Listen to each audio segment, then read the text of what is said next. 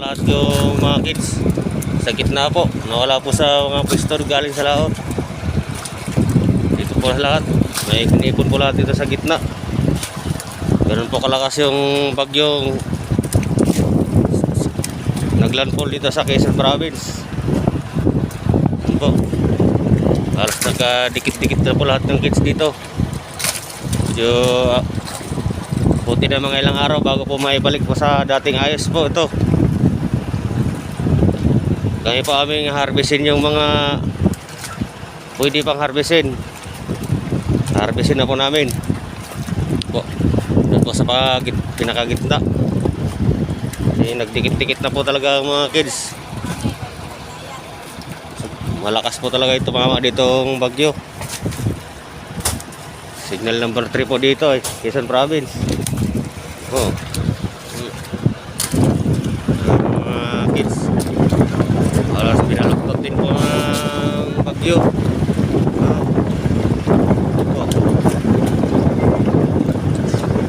Ano po kalakas na pinabaluktot po ng alon yung mga kids.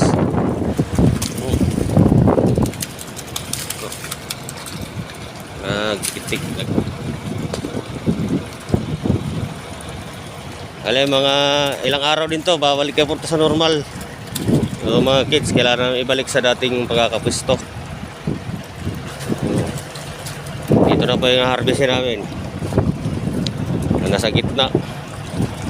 Siguro ito, may gas-gas na rin po siguro ito mga to. Kami pa rin itong pipilian. Ano po yung po pwede. Dito po na sentro ang bagyo sa Quezon Province.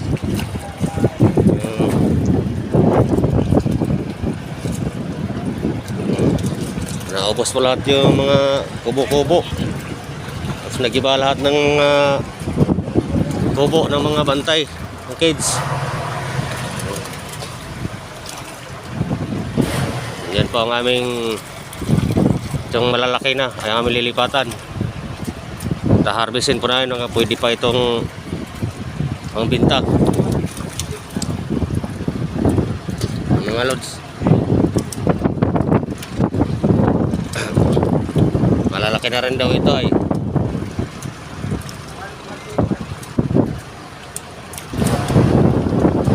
mukhang nabawasan din ito dahil nakabukas ang takip.